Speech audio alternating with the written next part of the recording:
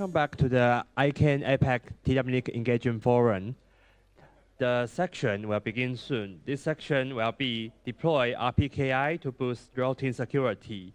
And we have the moderator, Mr. Paul Wilson from the APNIC, the Director General, and speakers including Kenny Huang, Board Member and CEO of TWNIC, Taiichi Kimura, Researcher of JPNIC, and Kaveh Ranjbas, Chief Information Officer of Rpki. So just give us a second. We'll get all the moderators and speakers on stage, and we'll begin the session. So allow me to introduce again. Next section is deploy Rpki to boost routing security. We have moderator, Paul Wilson, and speakers, including the board member and CEO of TWNIC, Kenny Huang, Taiichi Kimura, the researcher of JPNIC, and Kaveh Ranjbas, the Chief Information Officer of the Rpki. And we still have two speakers.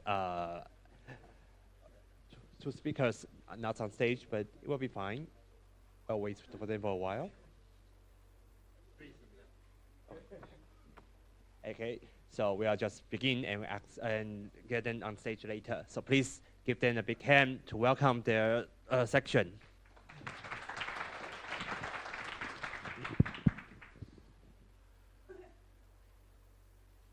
Well, good morning again, everyone.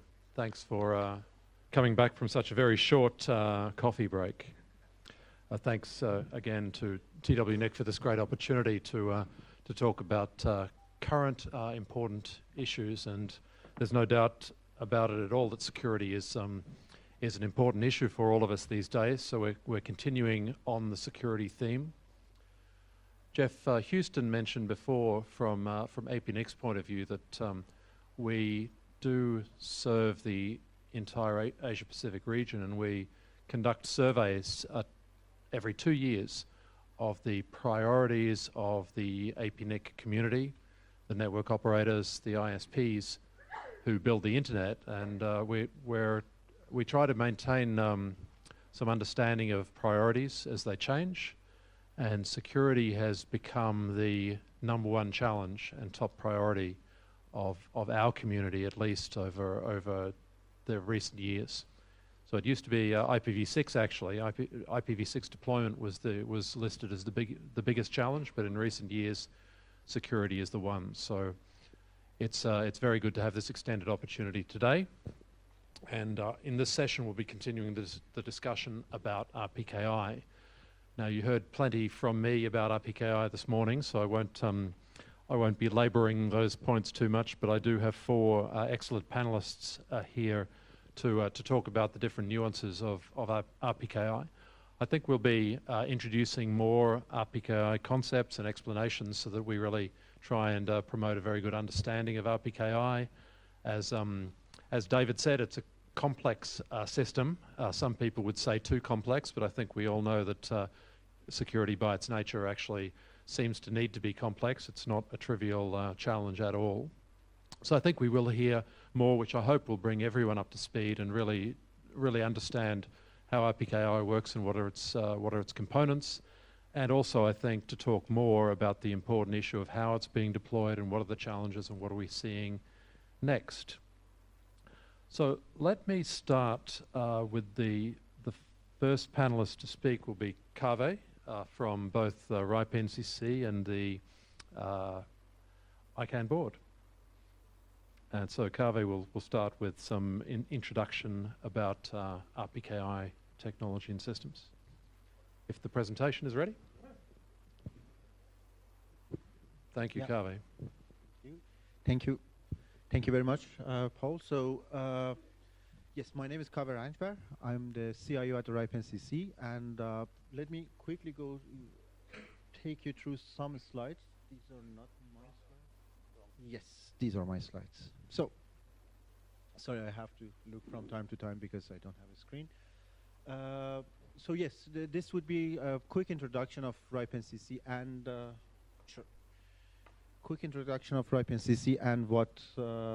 basically what's Rpki in basic terms, and of course we will get into more deeper discussions, but I think it's good to have a quick recap. So, who we are, this is basically RIPE-NCC. We manage IP addresses and ASN allocations in Europe, Middle East, and Central Asia. I think I have to say UK, Europe now, with Brexit in place. But so basically, we are the regional registry for that part of the world, same as APNIC is doing for the Asia Pacific. Routing security has been an agenda for RIPE community and RIPE-NCC since a long time ago. RIPE in '94, we had a RIPE document. RIPE document is a way that the RIPE community documents basically their wishes or their policies. Basically, we defined a common language to describe the routing policies. We of course co-developed standards with the Rpki basically and other security standards with other RIRs. And we are one of the 5 Rpki trust anchors. Again, of course, that's natural how the Rpki works. I will get into that. And we also have a validator tool, which I think it wasn't in Paul's slides, but it's one of the famous validator tools, and it was the only one since some time ago, which was working. So, and now it's still available, fully open source, so you have a choice if you want a validator. So how the routing on internet works? In simple terms, network A tells B that I have this network, and network B tells A I have this network, and that's routing in simple terms. The question is, A can always ask, can I trust B? And B can always ask, is A correct or not? So then there was the addition of the internet routing registries, correct? So you still had the same. A would tell B that I have this, and B would tell A I have that. But then the routing registry was a third-party database that you would say, you would document these records. And both A and B could check and maybe trust that record and say, yes, I'm receiving this from B. And I'm looking in that table, which is hosted by someone, for example, RIPE-NCC, and it seems to be correct. So BGP version 4, also from 1994, but the problem remains because the BGP internally, the protocol doesn't have security. And accidents happen. So, for example, fat fingers, they really happen a lot in routing. It's because it's very simple. You're just configuring a network and you're telling the rest of the world, I have this network or this addresses, correct? It's very simple to make a small mistake, and then the whole world will basically, this mistake will be propagated to the whole world, and they will all hear, oh, so you have this network as well, and they might believe you, which means there will be a lot of issues on the internet. So, and there are also policy violations. Or worse, sometimes there are bad actors. So I think the case was mentioned actually, the MyEther wallet, 2018, and it went unnoticed for 2 hours until it was found out and addressed. In 2018, there were actually more than 12,000 incidents, and 4.4% of all ASNs were affected by some type of routing incident. This is all routing incidents. And 3,000 ASNs victim of at least one incident. And 1.3 ASNs caused at least 1 incident. And this is coming from bgpstream.com. So, as I mentioned, the registry, having a registry is one solution. RIPE database has been one of the well-established old routing registries. This is IRR. This is different from your normal, basically, internet, the LIR registry. And this is basically to document routing. And RIDB is another example. RIPE database is free and it's good if you're in RIPE region, because then there is authorization. So we can make sure that the records you put, statements you make, for example, network A can announce this prefix, actually comes from your own network or from an authoritative holder of that resource, basically, correct? Because we check with passwords or whatever type of authentication that the person who's making this statement has a right to make this statement. But if they're out of the region, basically they can say anything. It's an open database. Same goes for RADB. RADB, you pay, and then you can make any statement. There is no real actual check. So that can be an issue, because a real bad actor can actually go and, let's say, pay RADB or come to RIPE with resources out of RIPE and make any statement. And even if your router checks RADB or RIPE database, they will say, hey, it's fine, it's a registered record, which in reality there is none, because there has been no authorization. This is the accuracy of RIPE Internet Routing Registry. If you look, and accuracy means what's registered there versus what you see in the BGP, in the real routing table. As you can see, actually in Asia, APAC, it's not well, of course, because, as I said, we basically, our authorization is only for RIPE region. And this is the RADB accuracy, so which is quite different. If I go back and forth, this is RIPE, this is RADB. So then comes RPKI. RPKI basically, we had a bit of introduction. In simple terms, is an authorized statement from resource holder which says ASN X is authorized to announce my IP from prefix Y, signed holder of Y. And X has no role here. It's just like, so holder of Y can say ASN whatever number is authorized to announce my IP prefix. That's basically what RPKI and what ROA in RPKI says. RARs have been operating RPKI to some degree from 2008, but recently it's for all of RARs, it's a serious service, it's a supported service. Of course, it's an ITF standard, and it was a natural step after having the routing registry. So, with RPKI, operators are in control. We show the member announcements. So this goes a bit to RIPE interface. I'm not going to talk much about that. But generally, APNIC actually and LACNIC, they both have very nice interfaces. So APNIC and RIPE interfaces are not that far, so I will focus a bit on that. If you want to create, for example, a ROA statement that basically this ASN X is allowed to announce my prefix.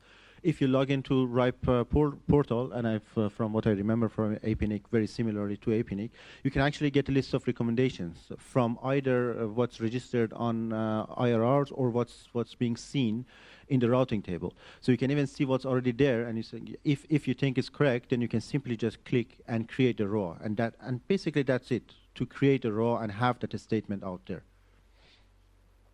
So here it is. On top, RIR has all the resources, and then it signs your own resource. You can sign basically your own resources, and then you can sign the ROA, which is the authorization from that resource to route for an ASN, basically comes from that resource.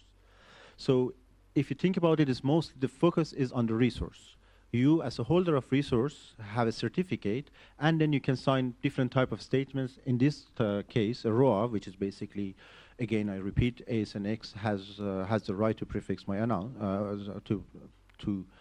announce my prefix.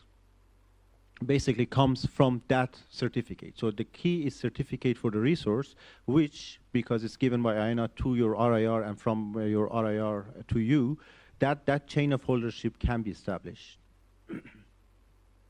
And here are how it works on the other side. So when you create that ROA, then you have a router, which you will connect to a validator. Almost all of these validators are easily, there is a standard protocol which talks between routers and validators, and you can easily connect them. So your router can make routing decisions. It's as simple as that. Your router receives announcements, ASN, for example, 111 announces that network, and you can check the ROAs. If there is a ROA for that, okay, then, and if it matches, then no problem, because you know the holder of that resource has authorized that ASN to basically announce their network. Here is a number of certificates in each region by RIR. So, yeah, this is RIPE NCC slide, so we're proud of it. And here is a coverage of RPKI for all our IRs. If I remember correctly, this is end of 2018. And this is basically the number of ROAs. And this one is accuracy of RPKI. If you remember, the two previous ones had a lot of red. Accuracy again means what's in the ROAs and what we see in the routing table. And you see, actually, RPKI is already pretty accurate. And that's the goal, correct? So this is mostly in our region, but for example, Belarus, 61% of addresses are basically signed, and that's an accuracy of 100%. But it's a small country, so the list is available. There is a link down there that's free, and I will have some more links later, which I will share. Recommendations: create your own ROAs in your RIR's portal, whatever it is. It might be APNIC, it might be RIPE, add-in, it doesn't matter. Just create, all RIRs support that, so create your ROAs. The max length, that's more technical, but if you have time, we will get into that. Download and run a validator. At least if you're not going to connect your network to a validator, your router to a validator, at least run a validator. And manually check the outputs for your network and see how things are looking. And finally, invalid equals reject. That's an important statement. So basically, that's because if you connect your router to a validator, you will have options. Assume that because your router will have to make decisions. You say, okay, I received this route from BGP. Now I'm checking via RPKI, and I see there is no ROA or there is an invalid ROA. Let's assume there is an invalid ROA. What should I do? The router has to make decisions. And you can tell your router what to do. You can tell to ignore the RPKI, just give me a notice so I can look into that manually, or you can reject. That's the most radical point. Say, okay, there is an invalid ROA for what I received. I want to reject that route. Most people are worried, oh, what will happen to my network if I just reject prefixes I receive from BGP? And I have few statements from, for example, the first two ones are from AT&T. Not all vendors have full RPKI support, or bugs have been reported. But AT&T said mostly nothing. Dutch ISP said 5 customer calls in 6 months after they did invalid reject. Another Dutch ISP said customer appreciates a provider who takes security seriously. So sometimes they see issues, but when they tell customers that's because of an invalid ROA, actually customers are happy. And a very large cloud provider, which they didn't want to be named, but I guess they were named here a few times already today. There are many invalids, but very little traffic is impacted. So our recommendation at RIPE is it's safe to say invalid equals reject, but of course it's your decision. And finally, is routing security on your agenda? If it's not, it should be, because as you saw the number of incidents, this is a growing problem. Initiate a conversation with providers and colleagues and encourage them. And finally, are you leading by example or not? That's basically it. Thank you, Paul. Thank you very much, Kaveh. It's very good to have the view from RIPE NCC, and I've certainly learned a bit from a few of your slides as well about the latest developments there. So I think we will move on to another review of RPKI overall with some of the development deployment issues that we're seeing. So this is Yen Xie from TWNIC. We have some slides ready.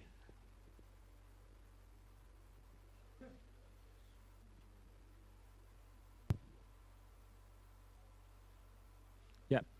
All right. So thank you, Paul. And good morning, everyone. My name is this. Okay, thank you. So my name is Jake. On behalf of TWNIC, I'd like to say, give a big shout out to the TWNIC, APNIC, and ICANN. Without them, I cannot be here. Yep. So on behalf of TWNIC, I'm going to present RPKI and the BGP routing security about it. So this is my next slide will be the agenda.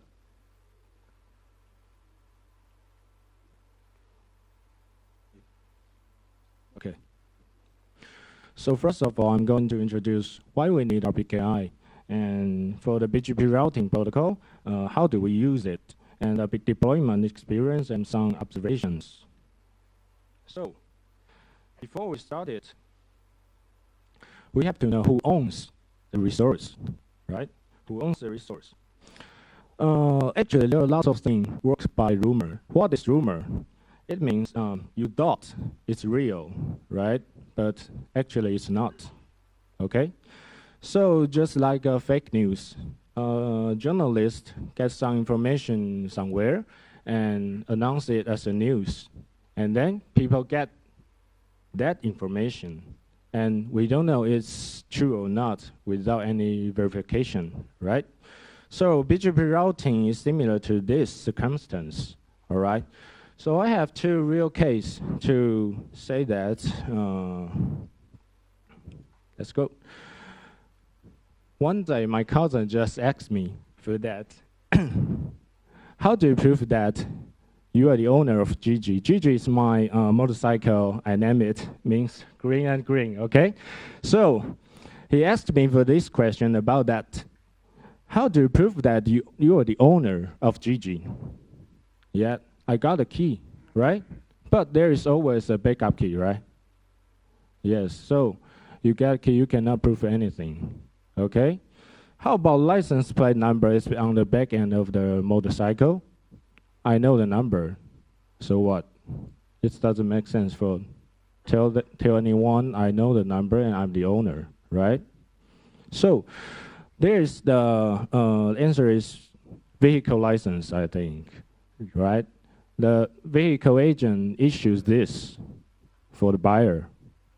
And then there's an item called the owner of the car, right? So I think it's a certificate concept for that, right? To prove that I'm the owner. So how about this? One day, I found $1,000 on the sidewalk, right?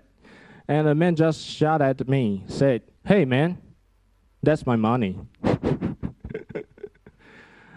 Okay, and I just looked at him and said, "Prove it." And I got a punch, maybe. All right? So the reason why I asked him is, how do I know he's the owner of the money, right? I don't know that. There's no signature on that, right? So basically,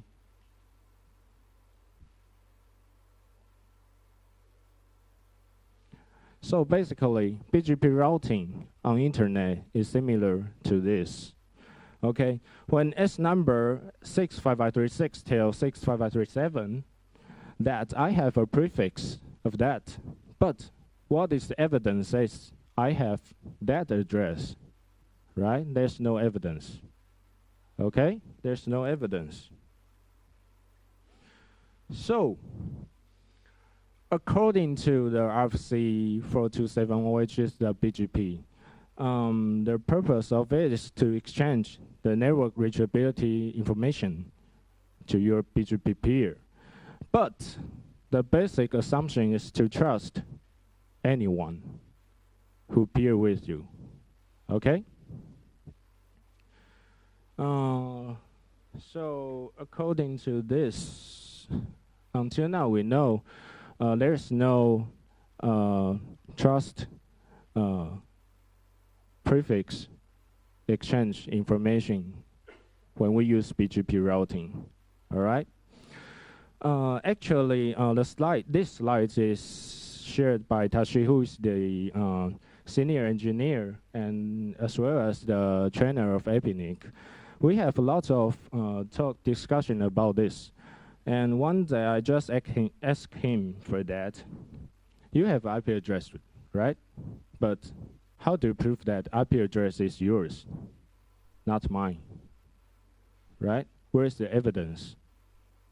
Okay? So some people will answer me for that. Obviously, Rpki gave it to me, right?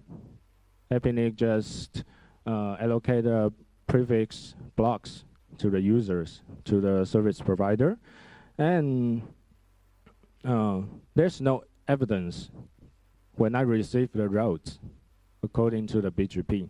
So right now, so what is the better way to associating you with that IP address?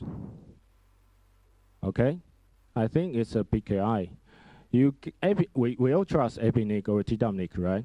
So in this way, APNIC or TWNIC will say that give me something that I can sign.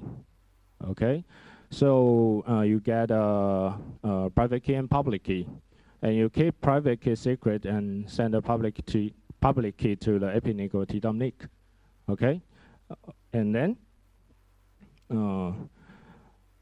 and in this way, we can say that, as we know, a person who owns the matching private key is the owner of an address, right? It's a concept of the PKI. So here is the chain of trust. Just for your reference, APNIC and TWNIC can be a CA. So when we talk about RPKI, we have to create the ROA. What is route origin authorization? All right, for routing, the address holder can authorize a network to originate a route information into a BGP routing system. That means when I use RPKI, I have to create a ROA. Just like AS number 65536, he have to create a ROA with prefix and the maximum length and the origin AS number. Get the permission for that. And for the BGP with RPKI, if I were 65537, I can fetch the ROA data from APNIC or TWNIC and compare with my real-world BGP routing information. Okay, compare with it. And then I can do verification for that, and then I know who is the owner. Okay? So the purpose of it is to verify who is the owner and to prevent route hijack and misorigination. So here's some statistics about the RPKI and APNIC region. It's from the NIST. And as you can see in this chart, lots of ISP in Taiwan has already created their own ROAs. Here is S3462 and 4780, right? So we take this very serious. And then we have to do, before we use RPKI, we have to do the POC and POS test for verify the feasibility. And this is our topology. And after that, you can show validation session with it and show validation statistic with the route state. And after that, you can get the validation state with the route. Here are 3: valid, invalid, and unknown routes. Okay? Then, so what? You get this information, right? I think the most important thing is to have some action with this. You can still do nothing for the RPKI after validation, but the risk still be there, I think. Or you can, according to the RFC 7115, you can assign a local preference BGP attribute with a valid for higher value, and unknown routes with a low, and the invalid with the lowest. But the risk are still be there. Or you can choose drop this route, drop this invalid route. But some issue will happen. Users may complain about the unreachable, okay? According to the NIST, there are 6,000 invalid routes, all right? And we don't know it's truly invalid or not, but we still have to use it. So here's some observations. The first one will be the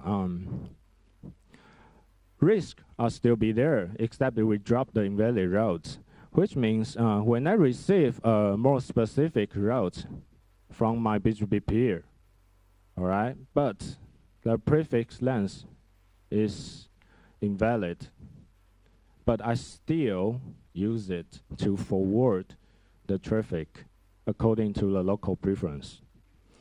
And the second will be the correctness of the ROAS. Okay? Make sure that you announce the routes only after there are some corresponding ROAS, or you'll get some, your upstream or peer will get some invalid route on unknown routes for that. And for the DDoS traffic mitigation, there's a situation about we want to do DDoS traffic mitigation, right? Usually we use a more specific route to centralize the DDoS traffic into the link between me and my upstream provider, all right? To centralize this traffic. But if your upstream set to drop the invalid route, then you forget to update your raw data with the prefix length. The route will be invalid. Okay, so the DDoS mitigation function will not work. Basically, it's my talk about the Rpki, but I have two more things to share with you. In Taiwan, NCC is focused on how to keep BGP network stable.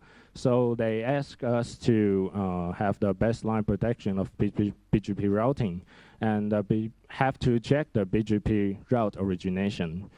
So the second one is we have a TWNOC 3.0. The date will be the June 21st, right? The place is right here, the same place. So if available, please attend us, okay? Yeah, so that's my talk. Thank you. Thank you very much, Yen-Chia. That's interesting. It's great to see Taiwan's moving ahead with recognizing BGP security and the role of PKI. That's good.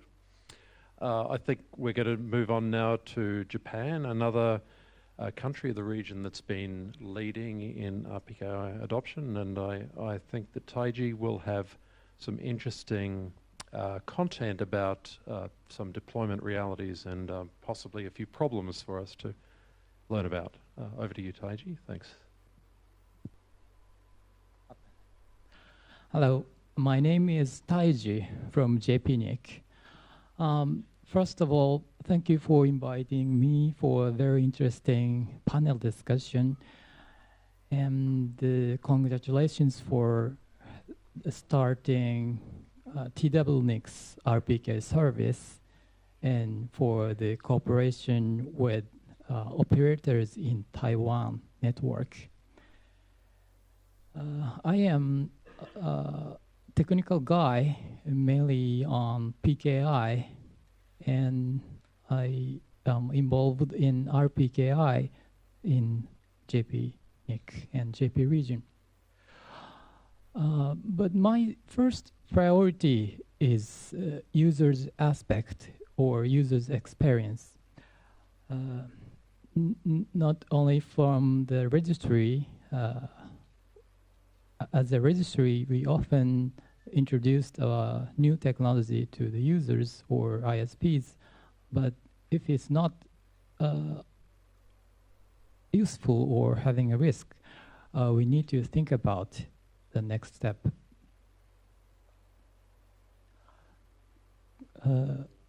Okay, yeah, I can. My presentation is about the one issue and how shoot the trouble. It's about the deploying ROV. This is ROA origin validation based dropping the packet. So if the invalid route based on using ROA, the packet is dropped, is held in some AS in Europe. This is the contents of my slides. The first is that RPKI and ROA deployment in Japan. The next is from ISP's point of view, how ISPs are looking at the RPKI or origin validation using ROA. And what will happen with ROA means that if some IAS started validation using ROA, then something will happen. And how to prepare for troubles is that after looking at the troubles by using ROA, I will talk about how to prepare for it. And the last part is what we can do.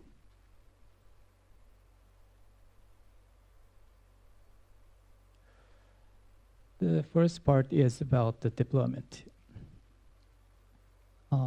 Before that, in Asia Pacific region, we have national level of registries like TWNIC or JPNIC, and CNIC also started their own RPK service.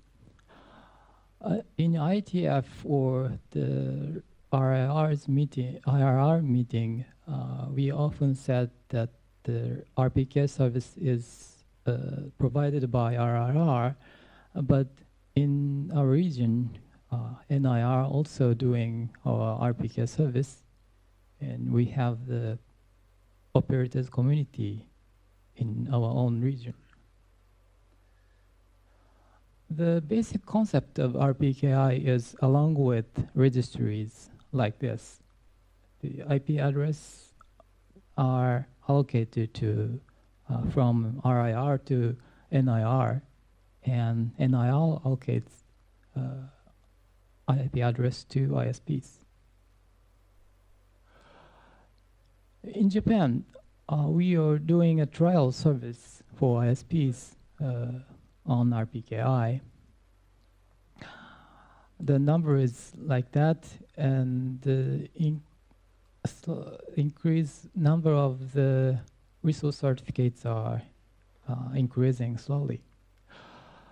But the interesting is that for IPv6, we have 56.4% coverage.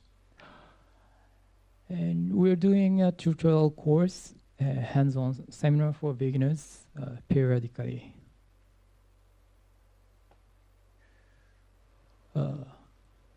Root origin validation. In Japan, we don't observe the root origin validation in ISPs.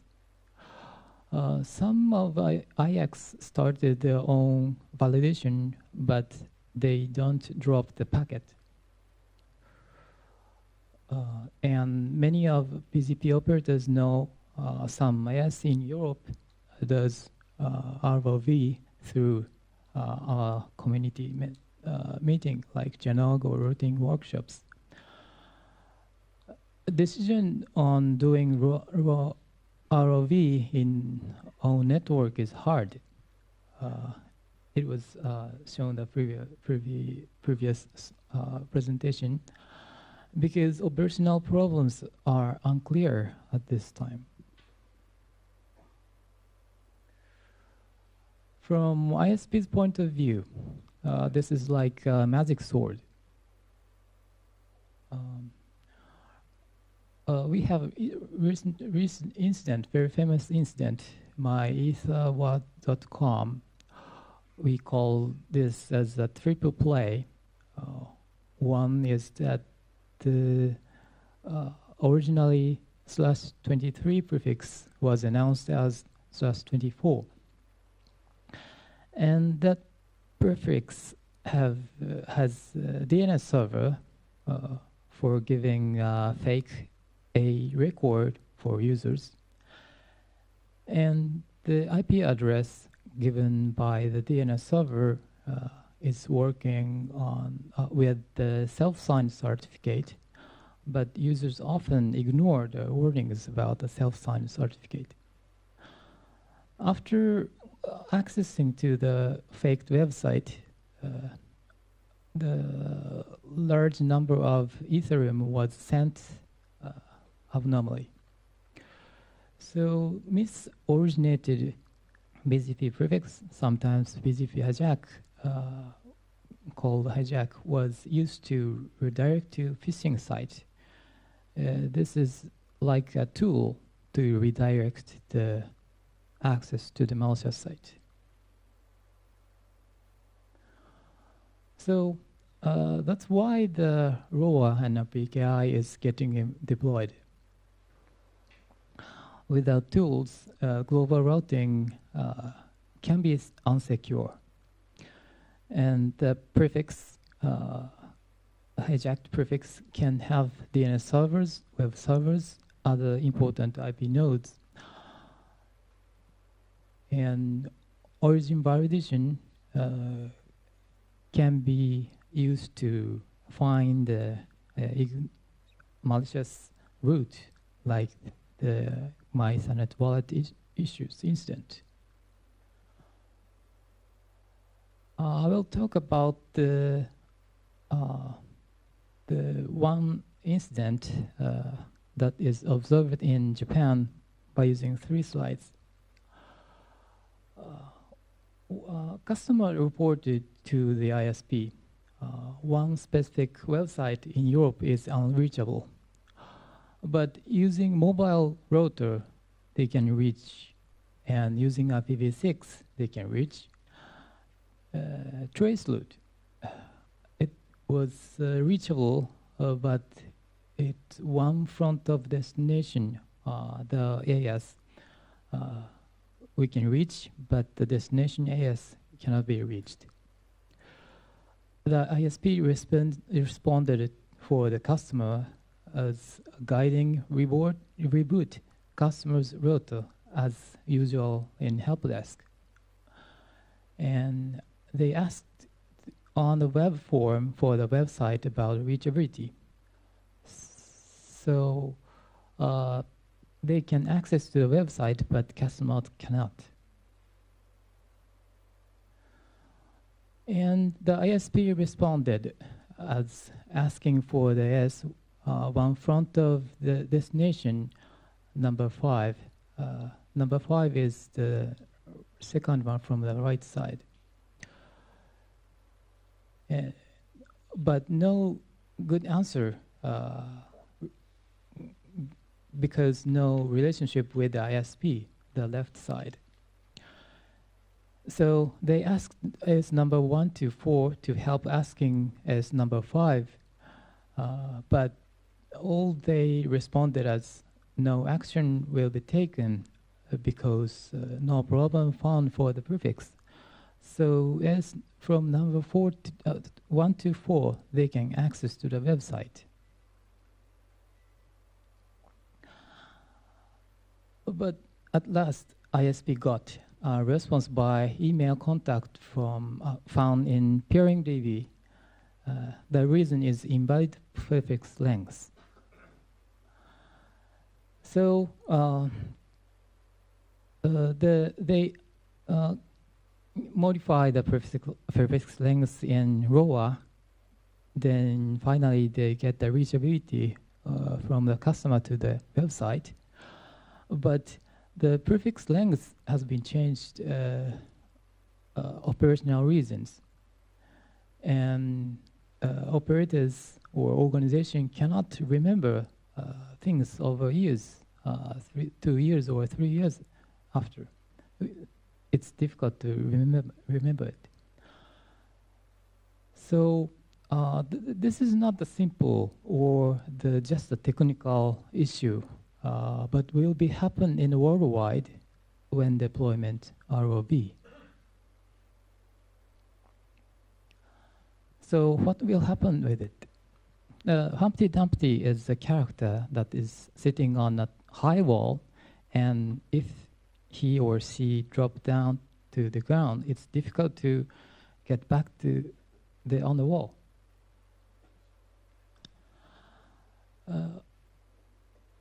IP address holder may leave ROA different from actual BGP route. Then end user will experience unreachability without any sign or alert. Only BGP operators can know the reason, and only IP address holder, they may different from the BGP operators, can fix the problem. The different players need to react to solve the problem. So this will be the last part. How to prepare for ROV deployment. First thing is that try and know what will happen when using ROA. When unreachable for some specific routes, remember to investigate origin validation state. I think IPv6, ROA for the IPv6 is increasing in Japan is for this, I think. The last one is my most important message. Consider communication over different NOG. ROV is a kind of new technology for worldwide. But remember, the John Foster's message, be conservative in what you do, be liberal in what you accept. When we use the new technology, we don't think the other people don't know about it. What we can do? Please understand, adoption rate is not only the indication of security. And encourage communicating between engineers and between tech and non-tech persons. Includes customer supporting staff. And spread culture of mutual help in the BGP. We need to help each other to this kind of thing, to avoid this kind of things. And without making tying the rule, not only the rule can help each other. And dropping imperfect routes using origin validation can be make unreachable IP networks. To ease recovery from the misconfigured routes or ROA, communication is important between tech and non-tech and operators beyond NOG. That's all from me. Thank you.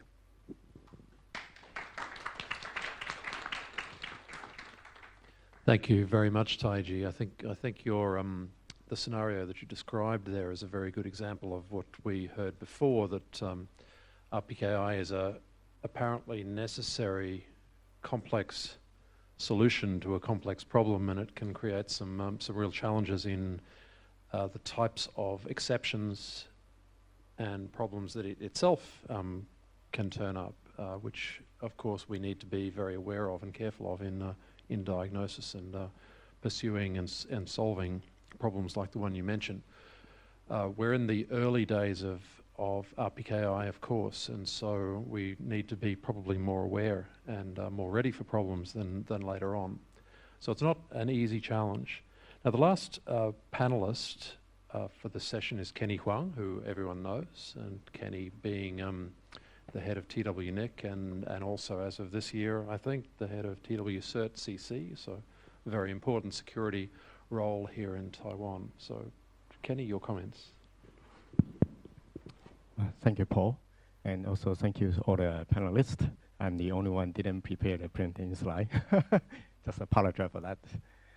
Basically, most of the technical introduction has been briefing by all the panelists, but I tried to identify some of the another issue. My consideration from different perspectives. For example, I need to take off my hat as the CEO of TWNIC, as an executive council of APNIC, try to be an observer to see all the phenomena, how can things evolve and how it's going to evolve into the future.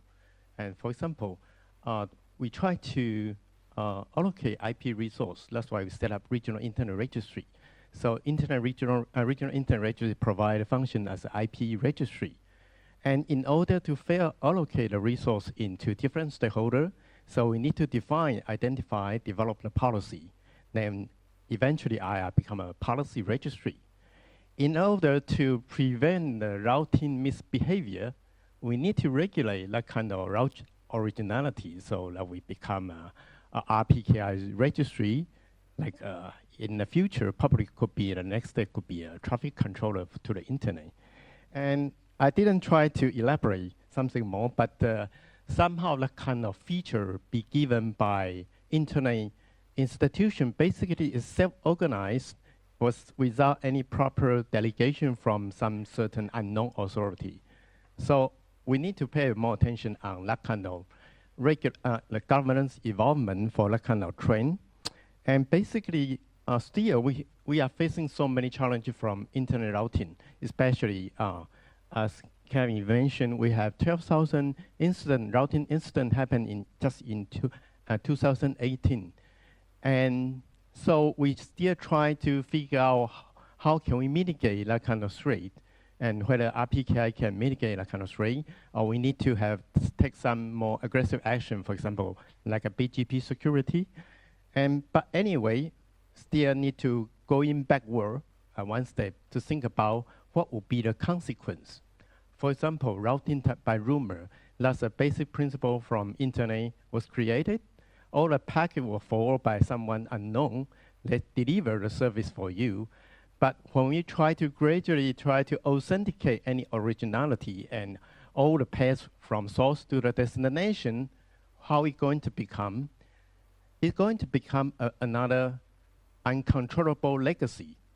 That means all the newcomers are prohibited to enter the market because everything was in control, either by the large player, either by the government. Especially, you see some international government already intervene some of the routing security issue or jurisdictional routing. So we not only consider about the security, also need to consider what will be the consequence. We sacrifice the nature of packet switching. We sacrifice the privacy that caused by the packet switching. So we need to not only try to solve one problem from one side, we also need to consider what will be the consequence we need to pay off. That's my conclusion. Thank you.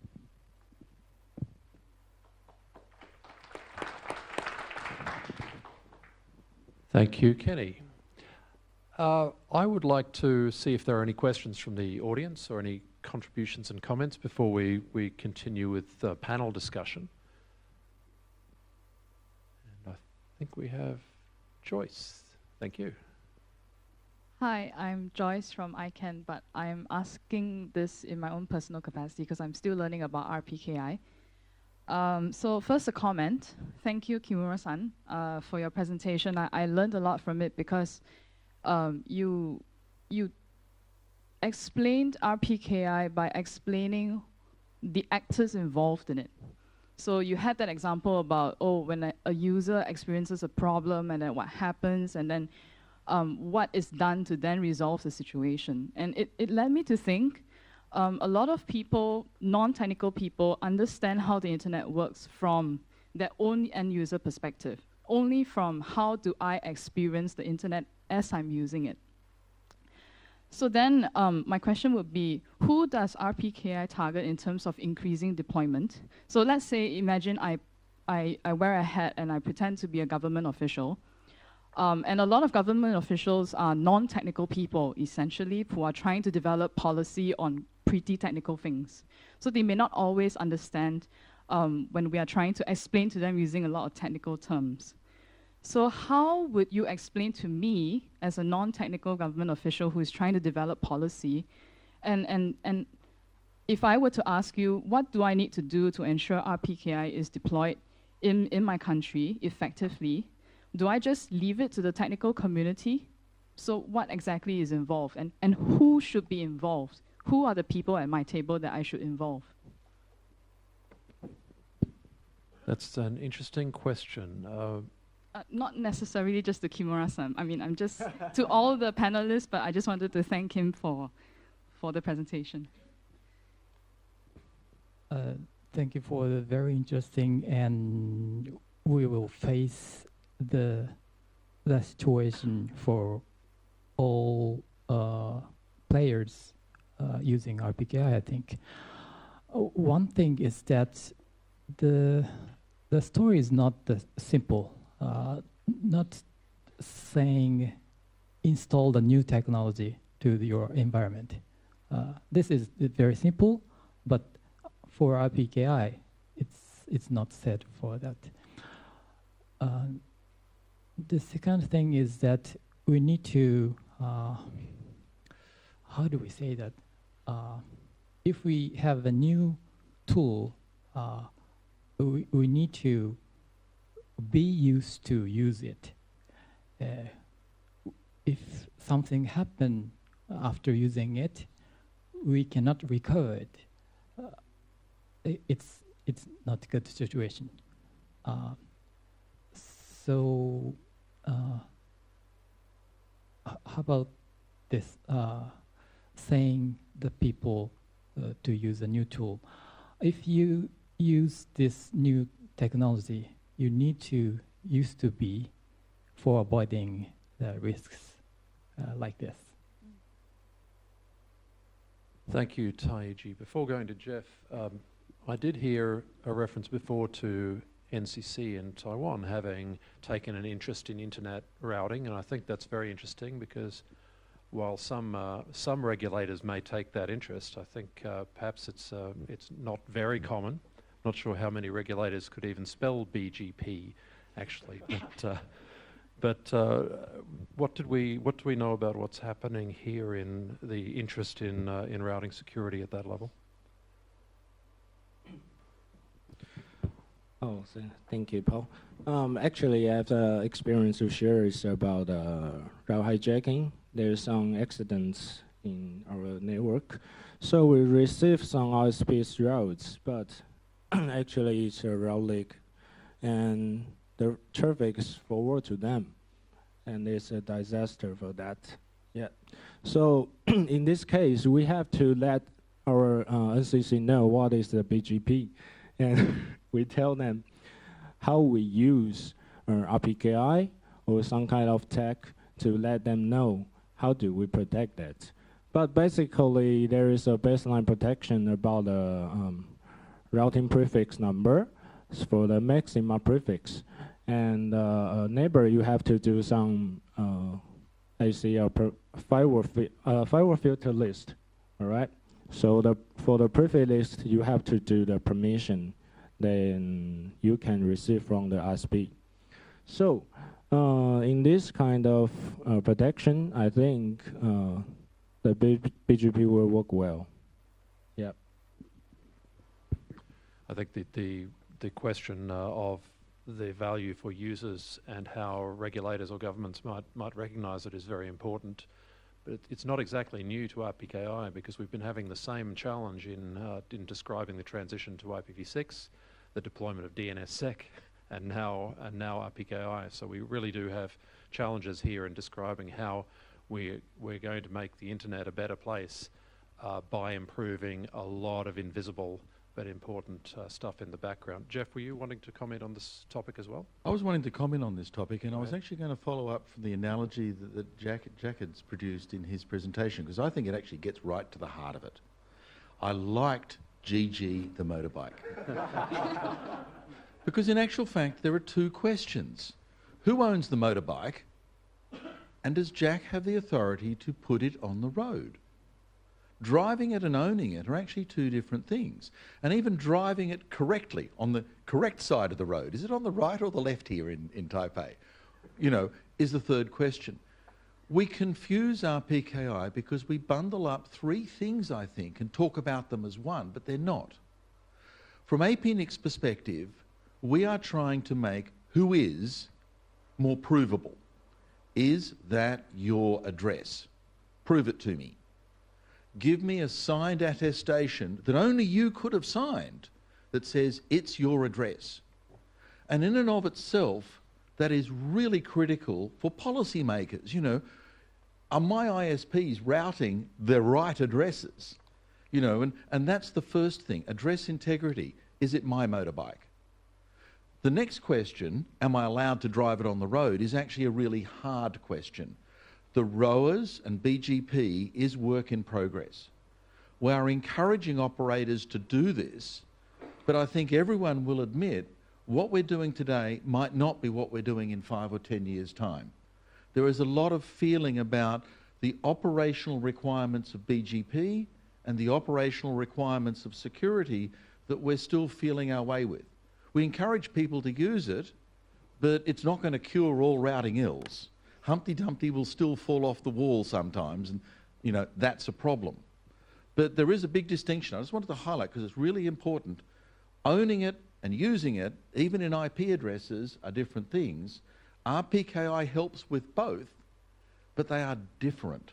And just remember that distinction, and it'll be a little easier. So maybe the answer here is whether it's talking to end users or to governments, that analogies can be very powerful, and again, governments are very well experienced in understanding different aspects of society, and probably the license to drive and the license to use a car, etc., is a very good analogy. Exactly. I suppose if there's anyone from Singapore here, they'd understand how expensive it is to obtain what's effectively a rower for your car in Singapore. William. Hello, everyone. I'm William, also from Taiwan NOC, TW. And I want to ask a question about, because we have our company and Taiwan community has been learning about RPKI for a long time. And we all know the benefit of using RPKI. But I just wonder, because in Taiwan, the government, the NCC is trying to ask all the ISPs to deploy RPKI. One question is that, is there any other countries in the world that the government is enforcing or just mandatory asking all ISPs to deploy RPKI? And is there any other countries, say China or Russia, are they strongly request no ISP in their country can deploy RPKI? I think that's the question I have. Thank you. Yeah, I'm not speaking on behalf of the other country, but I just try to correct your verb. You say enforce using RPKI. Basically, it's not enforce. Just give you a cup of coffee and try to convince you, please do that. And APNIC will give you a free T-shirt as well if you do your rowers. But I think government action or recognition is very important. I'm not sure if Kaveh knows of anything in the RIPE region, or if David might know anything from the ICANN perspective. So I'm not aware of any country that's banning use of RPKI. To my knowledge, actually, there must be one network in almost every country, but we can look at the stats. But to enforcing, yes, because there are a few countries, at least in our region, in the Middle East, and also in Central Asia, which there is only one provider, which is owned by the government. And when they enable, correct, basically the whole country has RPKI. I think, actually, I'm not 100% sure, but I think the case of Belarus, which I showed you, is one example. But there are a few in Middle East as well, where there is only one or two operators which are allowed and licensed to provide internet, and both of them have RPKI deployed. So. The question does remind me about one of the reservations that has been expressed about RPKI, which is the creation of another hierarchy, like the DNS hierarchy, which potentially gives some points of control to the people who hold the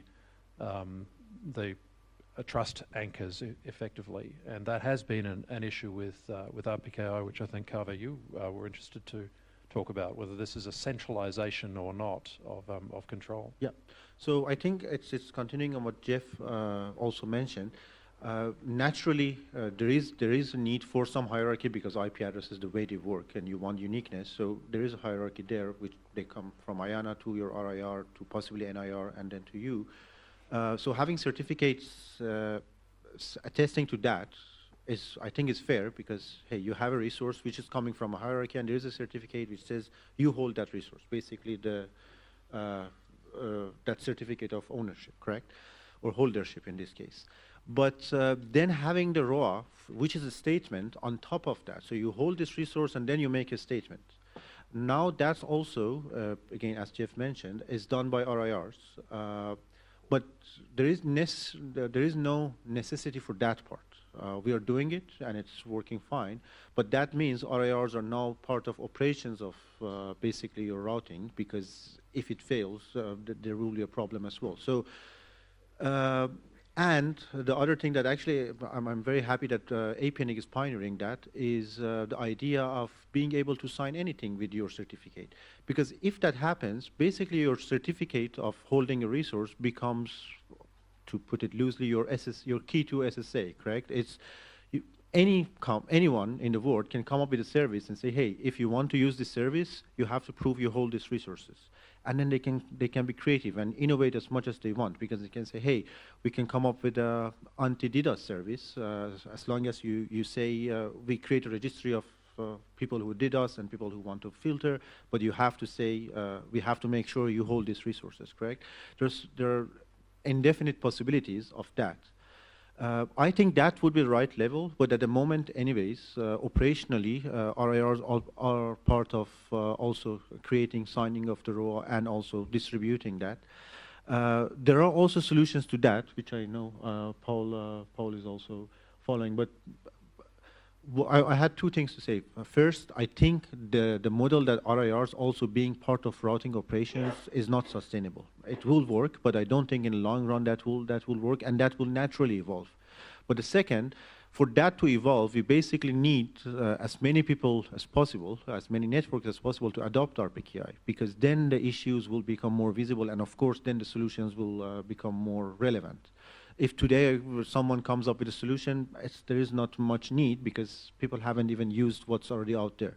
So first is we really need to focus on adoption, but the future I see is I think the role would be more to focus the certificate of holdership, and the rest would be decentralized by different mechanisms.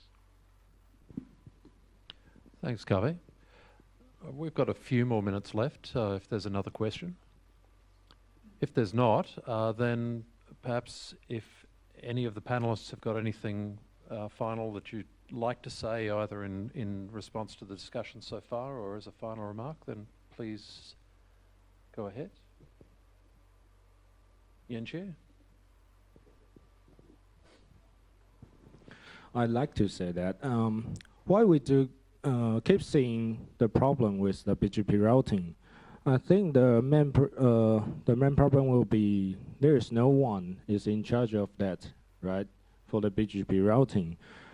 And when you want to do it beyond this topic, okay, when you want to do the BGP monitoring, how do you know the BGP routing table currently you use is correct, right? We don't know yet. We have to know, is it correct or not, but we don't know that. So it is some kind of bootstrapping problem. We just can use the resource allocate from the APNIC IR region, and they allocate the resource for us and sign it for the ROA, right? Then we can prove that we have the evidence shows that I own this prefix or IP address, and then we can use it to do the routing protocol, announce the route. So I think it's a quite basic fundamental concept for the BGP routing. Keep this BGP routing security is very important right now. Yes, I think. Okay, thank you. I'll skip to Taiji. Actually, my key message is the mutual help. The ROA and the ROV is a kind of complex, but if we have the communication channel between like Taiwan and Japan, or Europe and Japan or Taiwan, then we can solve and we can go forward, I think. So communication is my message. Okay, thank you. Kenny? Okay, thank you. Yes, we do. Yeah, thank you. Yes, also encourage people not only sign the role, but also activate your validator, because most of the ISP in Taiwan already signed a role. And I encourage many of you, if you don't have a routing validator, you can use TWNIC routing validator. That's first point. Okay, but secondly, also, Internet has more than 700,000 routes already today. And I remember regularly update every day with about 170,000 update regularly. According to that data, basically, I don't think this is human readable topology. So ask the robot to hand over BGP security instead of human or senior engineer to taking over the BGP security will be more secure. Thank you. Kaveh. So I have 3 quick points. One is one thing which was not mentioned. Of course, Rpki doesn't provide full routing security. It's a key element, but of course there are also a host of other possibilities, types of attacks that can be done even if Rpki is in place. So don't think that's the full suite. If you enable Rpki, your routing is secure. Of course not, but that's a very viable first step to securing routing. And to continue that, actually, I really liked 2 points. So that's my next 2 points from Kimura-san's presentation, last slide. One is basically adoption doesn't show security. Keep that in mind, because me as an RIA representative, I like to go around the world and say, hey, we have this many and show this up to the right numbers. But it really doesn't show. Back to the first point, it might even be 100%. That doesn't mean routing is secure. So keep that in mind. And also, Rpki adoption is tricky because you have to look at both sides. It's how many people have signed, and then how many people are doing validation. So it's also a tricky thing to get. And finally, again from your points, and thank you, it's the mutual help, because that's basically how BGP works in technology. And we humans, if we want to make it really perfect, we have to basically follow the same. So let's collaborate, let's talk to each other, and let's share experiences. That's exactly how we can mature this and make it better and better. Thank you. Thank you very much, Kaveh. I think something that's really occurred to me during this series of presentations is, again, how we're in the very early days of Rpki. So we've heard several different ways to explain and explore Rpki from different panelists, including myself this morning. And I hope that's actually been useful to look at Rpki with the different analogies and different ways to explain it. What may be less useful is that I personally noticed quite a few inconsistencies in some of our measurements, and we'd have maybe expected some of the global measurements to be converging on something consistent these days. But I think that's also just simply showing that, again, that it's early days, and there are different ways to purportedly measure something that should look the same.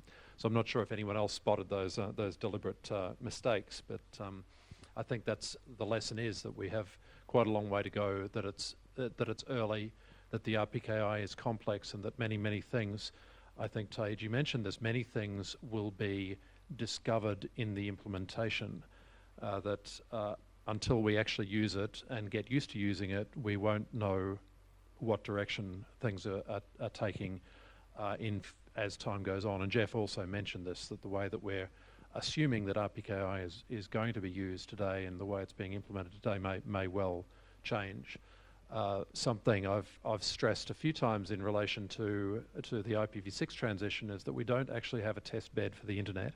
So we actually are deploying on the live network and not really learning fully until we get closer to full deployment.